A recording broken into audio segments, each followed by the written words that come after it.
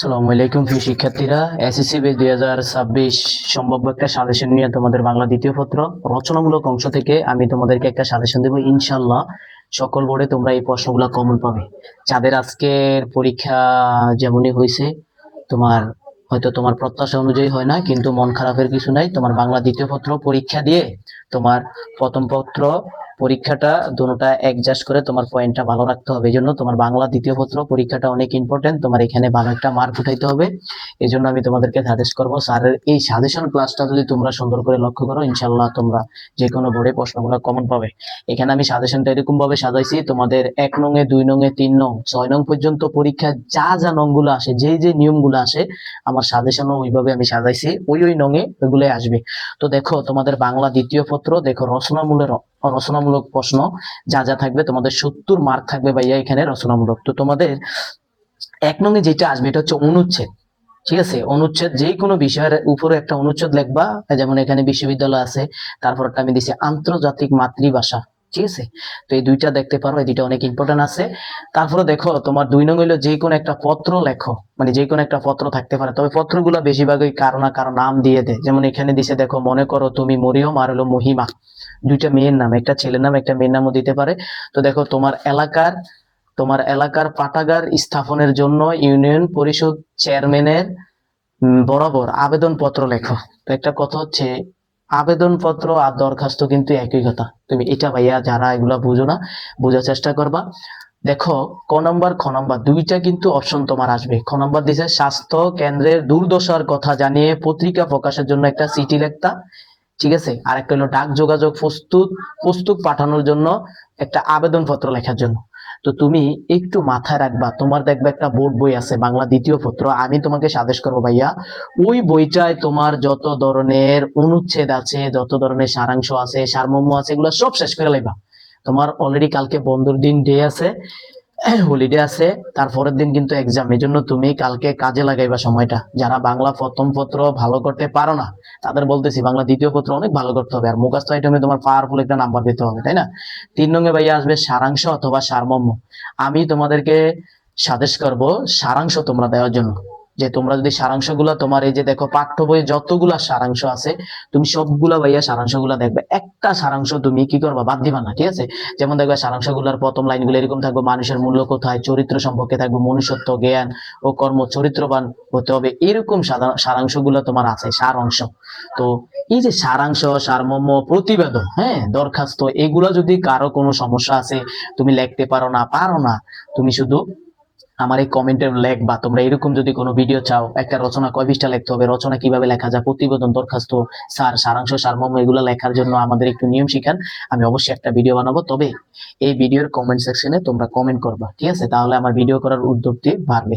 তো দেখো পরেরটা সারমর্ম আছে, অনেকের সারমর্ম কমন পড়ে যায়, যদি ডিরেক্টলি তোমার কমন পড়ে যায় তাহলে তুমি দিয়ে দিবা। যেমন সারমর্ম গুলা সাধারণত কবিতার লাইন গুলা থাকে, এরকম কোথায় সড়ক কোথায় নরক, হ্যাঁ, এরকম লাইন গুলা আছে, আমি অল্প অল্প করে উঠিয়ে রাখছি। তবে সবগুলা পড়বা, এখানে 5-6টার মতন আছে, সবগুলা পড়বা, তোমার বইয়ে যা আছে সারমর্ম, সারাংশ। এইবার দেখো ভাইয়া 4 নঙে যেটা আসবে, আমি আবারও বলতেছি, আমি যেভাবে তোমাদের 1 নং 2 নঙে যা যা বলতেছি, এই নঙেই কিন্তু তোমার প্রশ্নটা আসবে, কথা বুঝছো? 4 নঙে আসবে যে কোনো একটা ভাব সম্প্রসারণ লেখো। এখন অনেকে জানি না ভাব সম্প্রসারণ কয় পৃষ্ঠা, ভাব সম্প্রসারণ 10 নম্বর, কয় পৃষ্ঠা লিখতে হবে। এই জন্য আমি বলছি, যাদের এগুলা জানা দরকার, এরকম ভিডিও দরকার, তারা কমেন্ট করবে অবশ্যই। তো এখানে দেখো ক নম্বর আছে দুর্জন বিদ্বান হলেও পরিত্যাজ্য। খ নম্বর আছে দেখো প্রাণ থাকলেই প্রাণী হয়, কিন্তু মন না থাকিলে মানুষ হয় না। এই যে একটা দেখো, এই দুইটা কিন্তু অনেক ইম্পর্টেন্ট। তারপর তোমাদের বইয়ে তোমরা আরো বেশি পড়তে চাইলে, তোমাদের যে বোর্ড বইটা আছে বাংলা দ্বিতীয় পত্র, এখানে মানে বেশি পড়ার কোনো বিকল্প নাই, ওইখান থেকে পড়তে পারো। তবে চারা যেগুলো দিছে, এগুলো তুমি অবশ্যই একটা না একটা বোর্ডে তুমি কমন পাইবে ইনশাআল্লাহ। তোমরা শুধু একটু দেখা যাও, কারণ তোমার ভালো করতে হবে, বাংলা দুটোটা মিলে তোমার ক্লাস রাখতে হবে। এবারকার দেখো ভাইয়া, তোমার 5 নঙে যেটা আসবে, ঠিক আছে, 5 নঙে আসবে প্রতিবেদন লেখো। প্রতিবেদন তোমার লিখতে হবে, যে কোনো একটা প্রতিবেদন লিখতে হবে। তো প্রতিবেদনের নিয়মটা অনেকে ভুল করো, তো এই প্রতিবেদন নিয়মটাও যদি তোমরা কমেন্ট করো, আমি কিন্তু তোমাদেরকে দিয়ে দিব, একটা ভিডিও করবো। আর আরেকটা কথা হচ্ছে, কালকে তোমরা যদি চাও, কালকে তোমাদের আমি একটা লাইভ ক্লাস নিয়ে আসবো শুধু এমসিকিউর উপরে। কারণ অনেকের যদি তোমার এমসিকিউ একটু হার্ড হয়, যেমন আজকে কুমিল্লা বোর্ডে অনেক হার্ড হয়েছে এমসিকিউ, তো তোমরা যদি চাও তাহলে আমি কিন্তু একটা লাইভ ক্লাস নিয়ে আসবো এমসিকিউ, ঠিক আছে? তো দেখো এখানে প্রতিবেদন লেখো, যে কোনো একটা বিষয়ের উপরে তোমার প্রতিবেদন লিখতে হবে। তবে দেখো এখানে সুন্দর হাতের লেখা প্রতিযোগিতা বিষয়ক একটা সংবাদ প্রতিবেদন লেখছে। আবার দেখো বিদ্যালয়ের শহীদ দিবস ও আন্তর্জাতিক মাতৃভাষা উদযাপন সম্পর্কিত সংবাদ প্রতিবেদন রচনা করা। আচ্ছা, একটা হচ্ছে সংবাদ পত্রিকার মাধ্যমে একটা প্রকাশের জন্য কয়, সংবাদ মাধ্যমে ওইটা অন্যভাবে, আবার আরেকটা আছে শুধু প্রতিবেদন। তোমার এলাকায় কোনো সমস্যা, হ্যাঁ, মশা উদ্যোগের কারণে, তারপরে তোমার যে কোনো আন্তর্জাতিক মাতৃভাষা, আবার আছে নবীন বরণ, স্কুলের বিজয় দিবস ও নবীন বরণ, আন্তর্জাতিক মাতৃভাষা দিবস, এগুলোর জন্য হলো অন্যরকম। আর সংবাদপত্র মাধ্যমে করলে আবার আরেক রকম। তখন সংবাদপত্র মাধ্যম বরাবর তোমার যে কোনো পত্রিকা বরাবর তোমার লিখতে হবে। দৈনিক ইত্তেফাক, আমার দেশ, যে কোনো পত্রিকার নাম উল্লেখ করে তোমার লিখতে হবে। তো এই প্রতিবেদন যাদের সমস্যা আছে, তোমরা যদি চাও, অলরেডি আমার পেজে কিন্তু প্রতিবেদনের একটা নিয়ম তোমাদেরকে আমি পোস্ট করেছিলাম, অনেকে দেখছো। তো যারা দেখো না, এখনই হুমায়ুন টিচিং থেকে বা তোমার আমাদের ইউটিউব চ্যানেল আছে, ওইখানে হুমায়ুন কবির 45, ওইখানে গেলে তুমি পাইবা হুমায়ুন কবির টিকটক আইডিতেও তুমি পেয়ে যাবা। তো এইখানে দেখো 6 নং এ ভাইয়া আসবে, যে কোনো একটি বিষয়ে প্রবন্ধ লেখো, মানে প্রবন্ধ রচনা লেখো। আমি আবারও বলতে চাই, রচনা হচ্ছে তোমাদের 20টা মার্ক, এখান থেকে তোমার মার্ক উঠাইতে হবে। যেখানে দেখো ভাষা আন্দোলন আছে, কৃষিকাজে বিজ্ঞান আছে, বাংলাদেশের পর্যটন শিল্প আছে, মাদকাসক্তি এর প্রতিকার, অনেকে শুধু পড়ে যায় মানব কল্যাণী বিজ্ঞান, এটা এবার অধ্যবসায় মানব কল্যাণী বিজ্ঞান, এগুলা খুব কমে আসার সম্ভাবনা।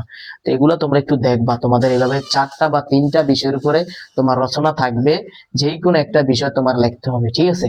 তো এই যে দেখো আমি তোমাদেরকে এখন যেটা দেখাইছি, এখন আরেকটা, এটার বিকল্প আরেকটা তোমাদেরকে আমি দেখাবো, ইনশাল্লাহ তোমাদের কমন পড়বে ভাইয়া, তোমরা যদি স্যারের এই সাজেশনটা তোমরা ফলো করো। আরেকটা দেখো, আরেকটা সাজেশন আমি তোমাদের জন্য তৈরি করছি, এইটাও সম্ভাব্য সাজেশন, বাংলা দ্বিতীয় পত্র, শুধু রচনামূলকের উপরে, 70 মার্কের উপরে। দেখো এইখানে লেখা আছে যে কোনো একটা বিষয় অনুচ্ছেদ, আমি ওইখানে দিছিলাম বিশ্ববিদ্যালয় আর আন্তর্জাতিক মাতৃভাষা দিবস, আর এখানে রাখছি সুন্দরবন আর হচ্ছে বইমেলা।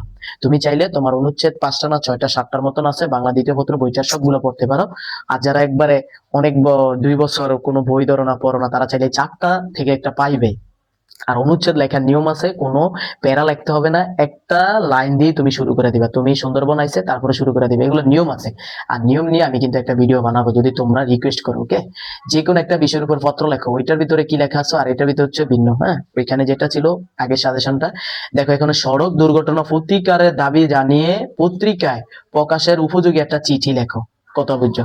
খ নম্বরে হচ্ছে ব্যাংক ঋণের জন্য আবেদন, সহকারী শিক্ষক পদে নিয়োগের জন্য আবেদন, ঠিক আছে? তো এগুলো কিন্তু তোমার যে পাঠ্য বইটা আছে, আমি বারবার বলবো, ওই বইয়ের কোনো বিকল্প নাই, ওই বইটা তুমি সাজেস্ট করবো, ওইখান থেকেই পড়বা। এমসিকিউ হোক, তোমার যত মুখস্থ আইটেম হোক, রচনামূলক আইটেম গুলো, এগুলো সব ওই বইটা থেকে পড়বা ইনশাল্লাহ, ওইখান থেকে তোমার কমন, এগুলো সব তোমরা ওইখানে পেয়ে যাবে উত্তর। আর দেখো সারাংশ সারমর্ম একবারে পাঠ্য বইয়ের সবগুলা তুমি দেখবা, সারমর্ম সেম তুমি পাঠ্য বইয়ের সবগুলা দেখবা। দেখো এখানে 4 নং-এ কি দিছি, যে কোনো একটা ভাব সম্প্রসারণ তোমার লিখতে হবে। এখানে দিয়েছি স্যারে, দেখো গ্রন্থগত বিদ্যা আর পরহস্তে ধন নহে, বিদ্যা নহে ধন হলে প্রয়োজন। এটা কিন্তু অনেক ইম্পর্টেন্ট, এটা বিভিন্ন বিগত বোর্ডগুলা যদি তুমি যাচাই করো দেখবা এটা অনেকবার আসছে।